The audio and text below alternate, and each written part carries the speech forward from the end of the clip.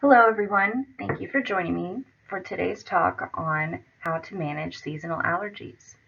My name is Jacqueline Sloan, Community Health and Wellness Educator Coordinator here at North Kansas City Hospital and Meritas Health.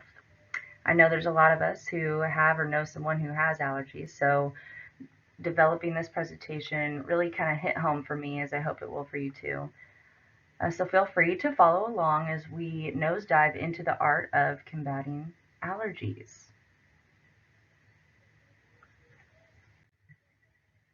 So during this video, we'll uncover how to combat seasonal allergies and explore natural remedies that could make a difference in your life.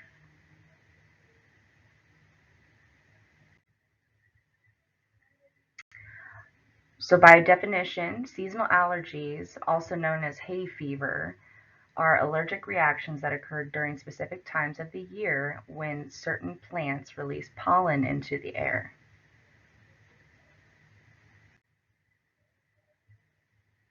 Some common symptoms, we have nasal congestion, itchy eyes, also coughing and wheezing.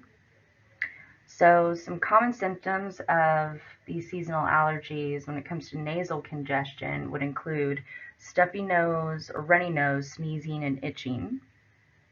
With itchy eyes, many individuals experience red, watery, and itchy eyes during whichever allergy season. And with coughing and wheezing, so these allergies can actually trigger respiratory symptoms, in which case people often experience the coughing, wheezing, even shortness of breath in some individuals. So who mainly is affected? So seasonal allergies affects millions of people worldwide with symptoms ranging from mild to severe. Anyone can develop seasonal allergies, but there are more common in people with a family history of allergies or asthma, as well as those living in urban areas or with high pollution levels.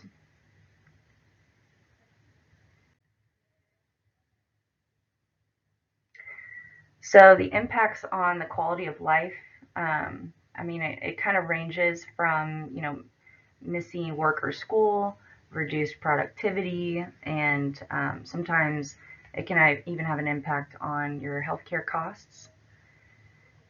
In which case, seasonal allergies are one of the leading causes of missed work or school days. In the United States, for example, allergies are responsible for an estimated 4 million missed work or school days each year. And allergy symptoms can reduce that productivity as well at work or school. A study published in the Annals of Allergy, Asthma, and Immunology found that seasonal allergies reduce work productivity by an average of 4 hours per week. And with those healthcare costs, allergies can also lead to increased, healthcare costs due to doctor's visits and medications.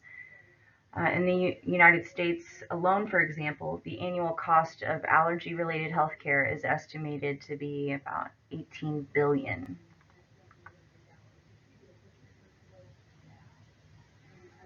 So, and I also have a little flow chart up here, just a little chart, depending on the region and the prevalence of seasonal allergies. So stated on this chart here in North America, we're looking at 20 to 30% of the population experiences seasonal allergies. In Europe, 10 to 30%.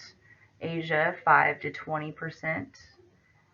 In Africa, less than 5% of the population, and in Australia, 10 to 15% of the population.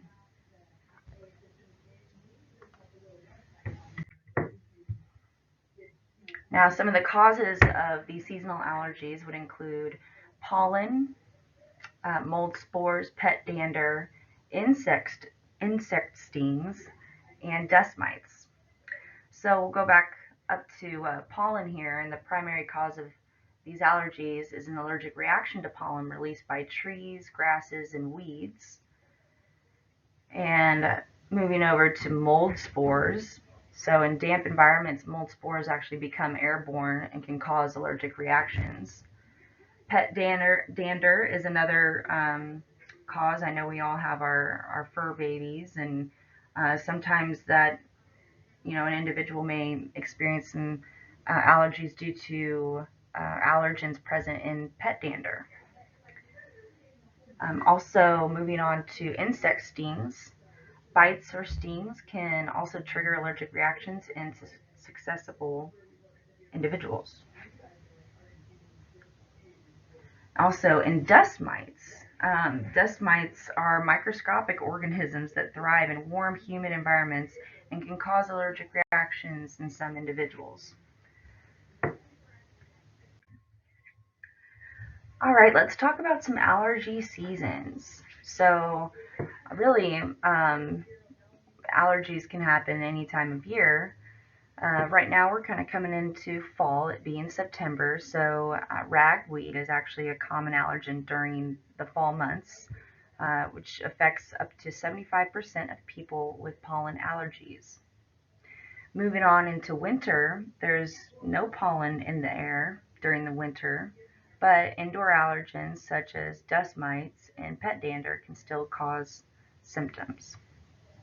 And as we move on into spring, many trees, of course, are pollinating in the springtime, so that will be causing some allergies for people who are sensitive to tree pollen. My brother is actually allergic to trees, and so this one kind of hits home for me. Now, in the summer months, we have grass pollen, which is common, a very common allergen during the summer months. So, something to think about moving forward. All right, and how about some triggers? So we've got those outdoor triggers and those indoor triggers. Of course, with our outdoor triggers, we're gonna focus on, the pollen, grass, and weed. And then we have those indoor triggers, which consist of the dust mites, mold, pet dander, and indoor allergens. And these can kind of occur all year long.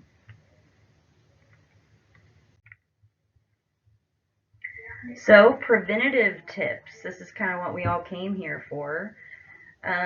One of the things that I know it's kind of hard to do, I know for those early risers, but definitely during some peak pollen hours, we're going to try to avoid going outside typically between 5 a.m. and 10 a.m. So during those peak pollen hours, that you know springtime, whenever pollen counts are high, you want to just kind of stay inside, maybe from 5 to 10 a.m. And moving on to number 2 here, you can keep your windows and doors closed. So keeping windows and doors closed to prevent pollen, dust, and other allergens from entering your home, I think is extremely helpful. Keeping the air kind of moving around through your AC instead of cooling the house down with opening windows and things like that. Number 3, taking a shower after being outdoors can actually remove any pollen or other allergens from your skin and hair. And washing bedding regularly. I know that we have pets and any dust particles, things like that. Washing your bedding in hot water to kill dust mites and remove those, other allergens can definitely help with preventing any flare-ups or anything like that. And of course, using your air conditioning instead of opening those windows to cool your home. Now, if we're already kind of experiencing seasonal allergies, here's some management tips. You can use over-the-counter medications, antihistamines, decongestants, and other over-the-counter medications that can help manage allergy symptoms. Of course, consult with your allergist before, and see what they're recommending. Number 2, using nasal sprays. So some can help reduce inflammation and ease allergy symptoms, but again, you'll want to check with your doctor. And number 3, there's always a consideration for allergy shots they may help reduce the severity of allergy symptoms over time. And number 4, one of my favorites, is a neti pot. Using the neti pot can help flush out allergens and mucus from your nasal passages. And then number 5, of course, you can always wear a mask when doing outdoor activities to reduce your exposure to allergens. Sometimes my neighbors will look over at me and I'm out mowing the yard and, peak pollen hours, and sometimes I may have a mask on, just depending. So just keeping that in mind. Now, prevention, you always want to kind of know your triggers. So by identifying the specific allergens that trigger your symptoms to better manage and prevent allergies, I think is very important. Number 2, moving on down, monitoring pollen forecasts.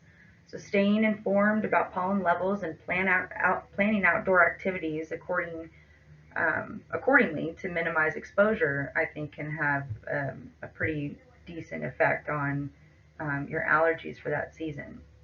And then, of course, keeping the windows closed.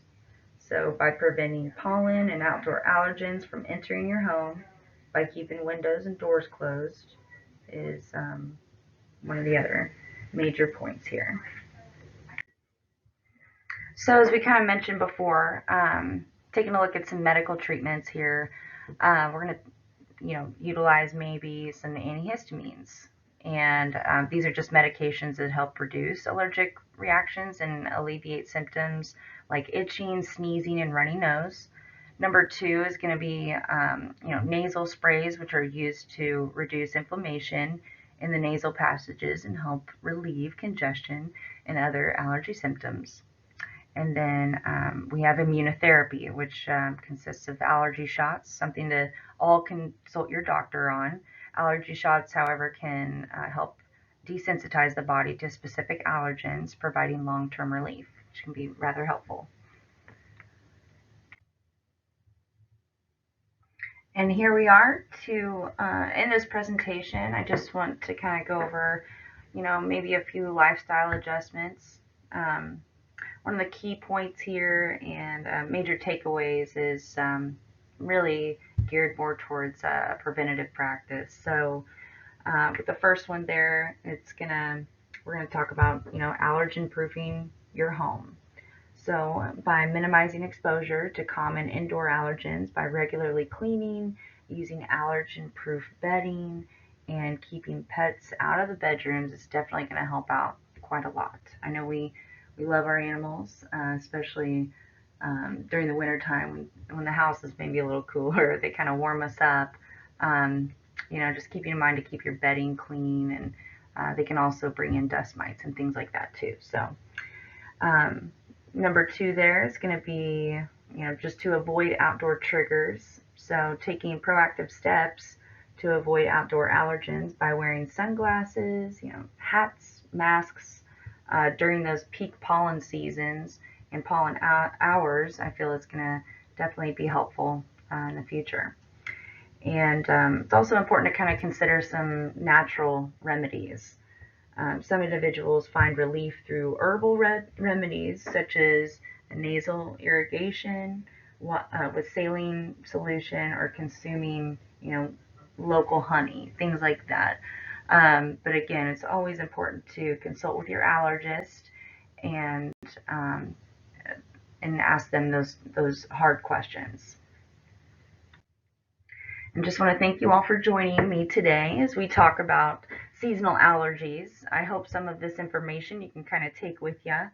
And feel free to take a look at North Kansas City Hospital's YouTube channel for further information on other health education topics, as well as you guys are more than welcome to email me, contact me, and I can answer any questions or direct you to someone here at the hospital that would be able to help you.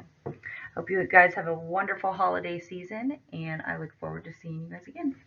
Thank you.